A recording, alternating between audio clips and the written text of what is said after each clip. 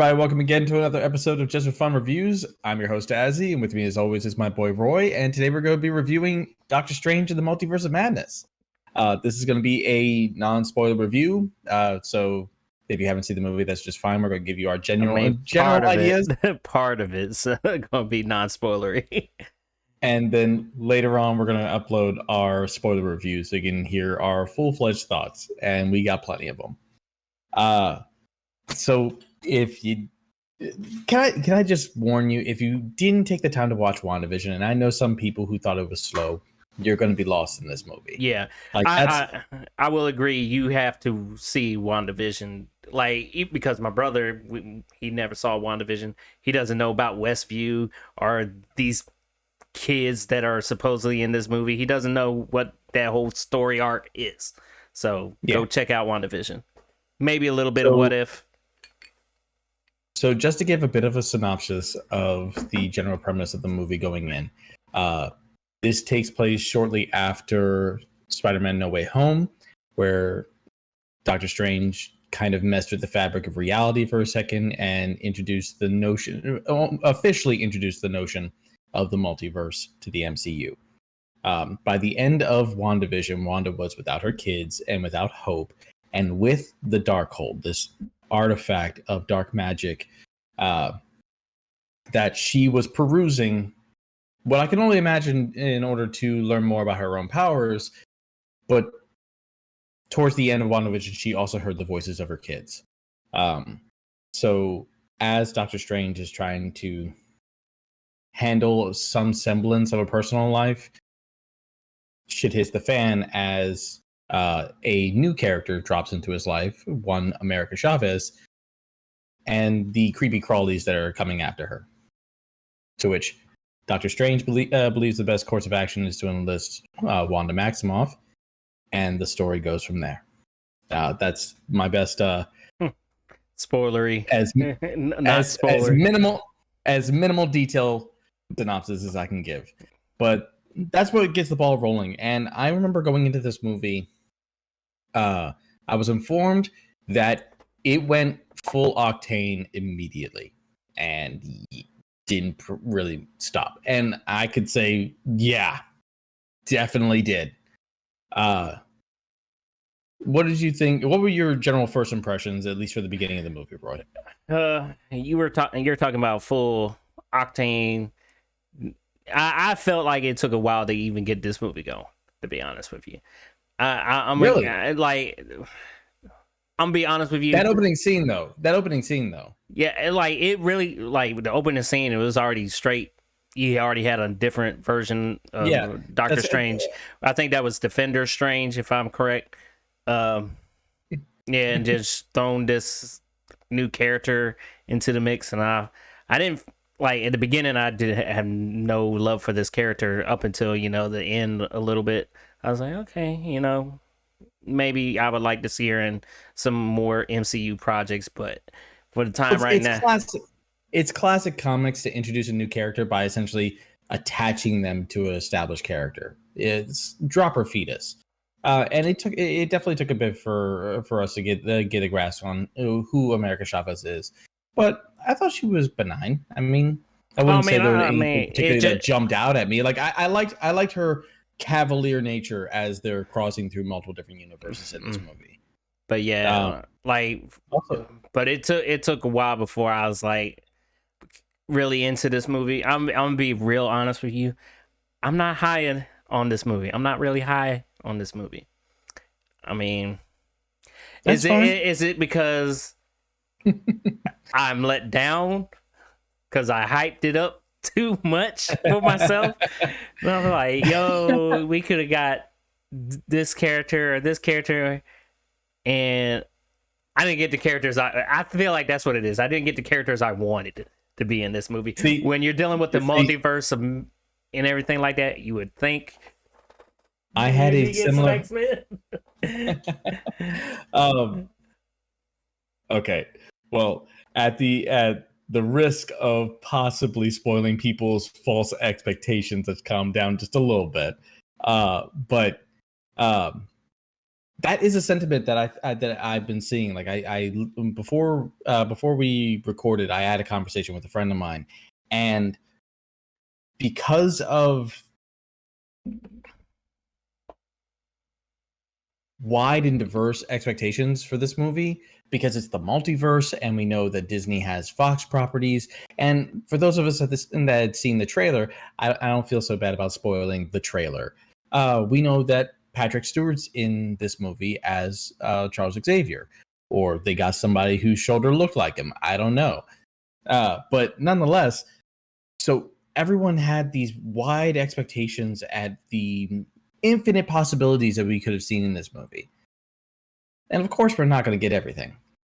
I think some of the things that we did get in this movie were really surprising. I will Certain say surprises though, in this movie made me really question whether or not some things that we thought were a done deal are still on the table. And I'll get into that in the spoiler sections. Like, I was shocked at some of the surprises. Yeah, like I was shocked. Like, I mean, you know, me dabbing on Twitter and all this stuff, most of it had already got kind of told to me. But one in particular, I'm not going to say it here. One did kind of surprise me. It was like, oh, didn't see that coming. Yeah. But at the same time, I'm like, I don't even know this guy, so not a loss to me. But the girl next to me was freaking out, so I was like, okay, somebody's excited. That's actually the funny thing. Like, I was so very for opening up the possibility of allowing us to continue streaming new movies at home for a premium price, like they started to do at the beginning of the pandemic. But there's nothing like the experience of seeing an MCU movie like within like the opening 2 weeks. The kind of crowds you get and the reactions that the crowd always has. Those are basically once in a lifetime moments each time a new movie comes out. But to get to the movie, this is a monster movie. Like, it didn't feel like a Doctor Strange movie. This felt like the kind of monster movie that you would get from the late 80s or the early 90s. Think like your Jasons, your Halloweens, your Nightmare on Elm Street. And I was there for it. I loved it. Now, I'm sorry. I know I'm the shill. I'm the fucking shill. But at least I can back it up with fucking points. Okay. All right, but yeah, when like reading some of the reviews for this movie before actually going to see it, I've seen a lot of people talking, oh, this is definitely a Sam Raimi movie. And I'm like, oh, great. Is this going to be like Spider-Man? Wait, we define that for you? No. I need some help with that. How are you familiar with Sam Raimi's filmography other than the Spider-Man movies? Yeah, Evil Dead. Because I've heard. Okay, yeah, all right. So I could see a lot of the Evil Dead, like not references, but the way certain scenes are shot, like the tilted camera, the weird like demons and shit like in this movie. It's a weird thing that Sam Raimi likes to do, and I'm like, okay, now I see what you're talking about. Because I was seeing, like, it's funny when I was watching it, I was doing references in my head of other movies that it's kind of like taking little jabs at and taking ideas from. Because, like, I was thinking of moments of Terminator, you know. Why was this like even this movie doesn't fit in the MCU to me. I'm still confused though, because people were talking about Sam Raimi's involvement as if he had directed some of these big scary movies, and you did remind me he did the Evil Dead, and I did. There's one obvious Evil Dead type reference, but I guess I'm just not familiar enough with his style. It's like I can call out Michael Bay, but I don't know Sam Raimi's style like that. When I saw that Sam Raimi was directing this, I was more worried about the kind of cheese that we got out of the Raimi Spider-Man trilogy, like grenades that skeletonify people. But Yeah, no. Overall, did you enjoy this movie? Would you recommend this Oh, movie? very much so. I would highly recommend this movie. Granted, if you're a coward like me, be aware. You will probably get scared at least a couple times. Which is funny because I was like, I looked over at Isaac before we saw the movie. I was like, all right, now, don't get mad at me when you get scared. I didn't find it scary. I didn't find it scary. No, There were moments where they were does, definitely trying to do a jump scare here and there, but oh, it didn't get me. That's kind of what I'm hinting at. There are several jump scares. I'm actually a little bit worried because we just started bringing my younger nephew to the movies with us, and I'm a little bit worried that he might get scared in the movie.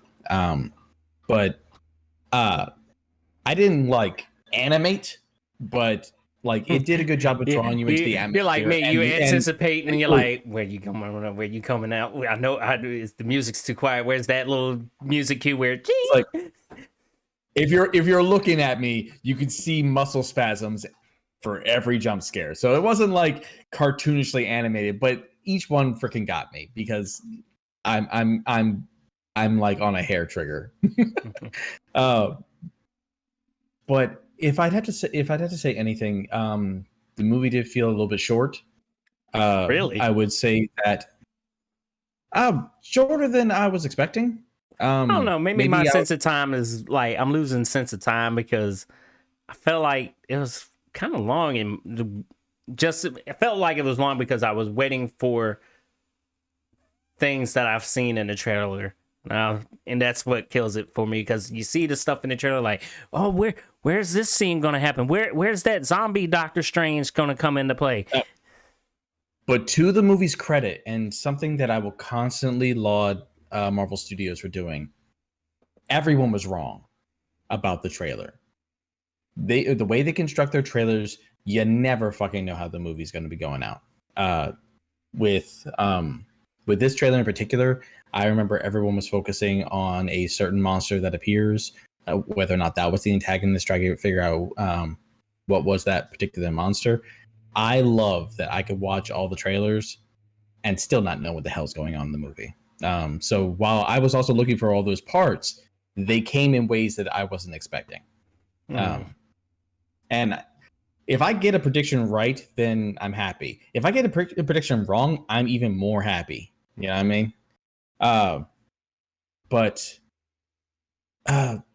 maybe I'm not immune. I also came in with certain expectations or certain things I wished to see, and it didn't exactly happen.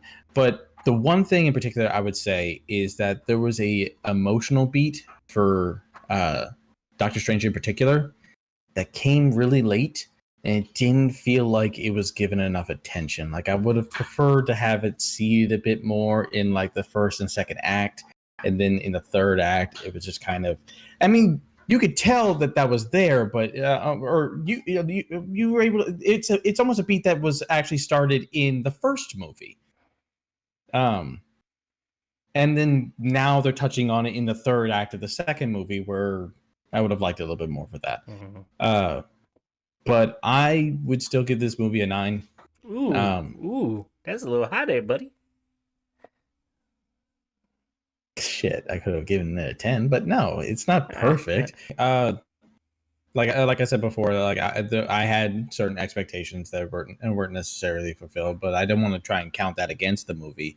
I remember hearing a complaint that there was some wonky dialogue, and apart from one character who kind of always spoke in a cheesy sort of melodramatic way, I don't really feel like that was an issue either.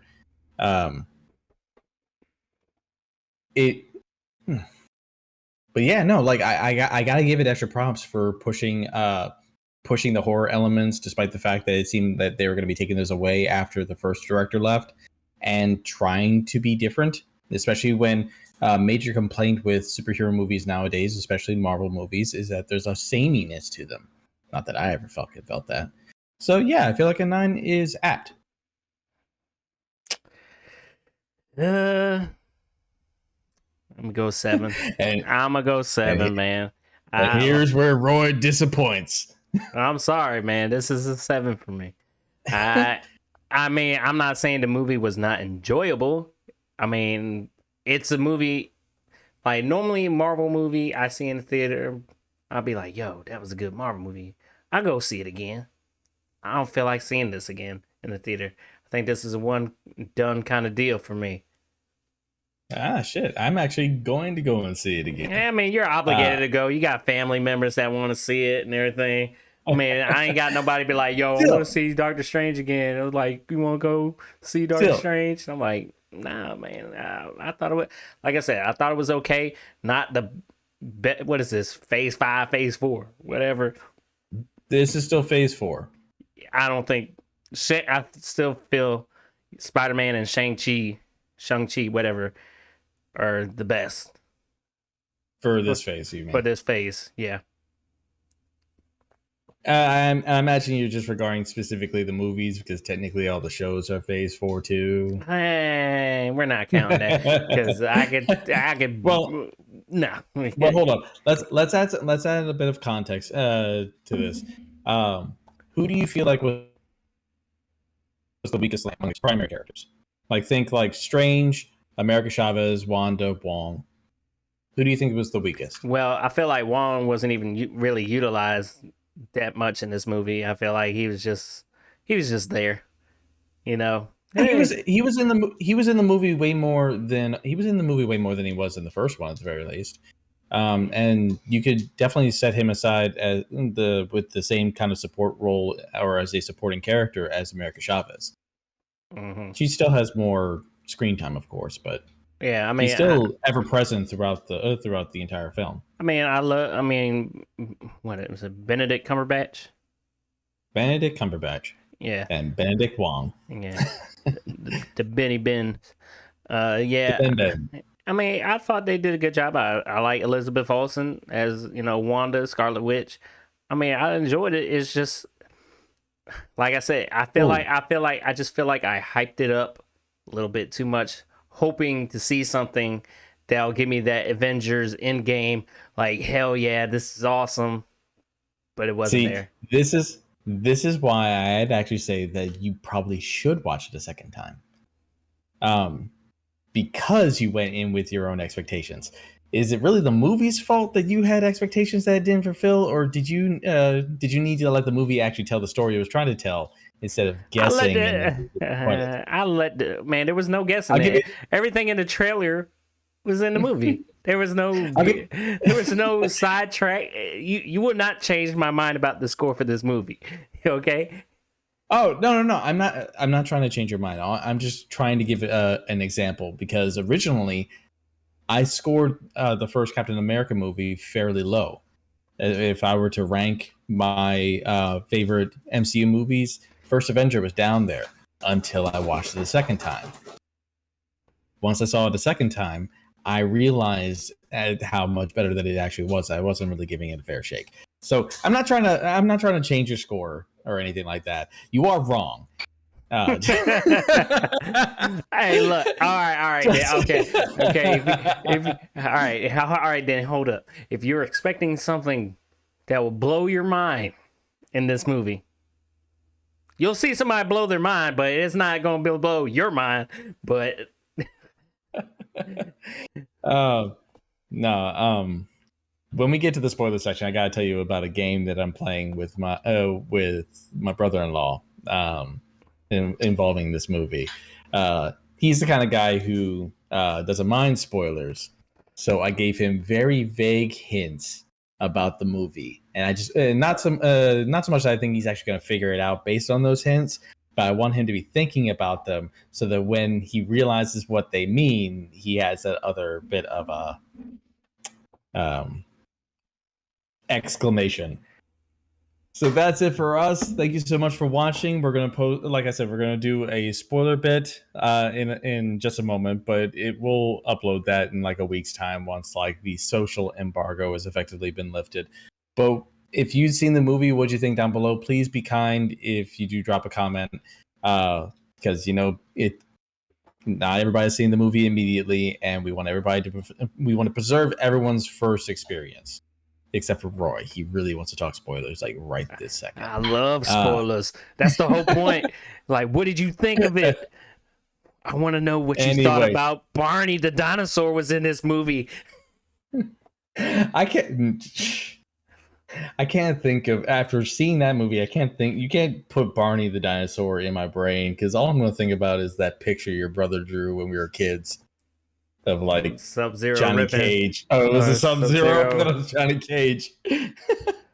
Anyway, hit the like button, subscribe if you haven't, hit the bell notification if you want to see when we actually upload stuff in our irregular manner. But regardless, thank you so much for watching. We'll see you next time. Peace. Deuces.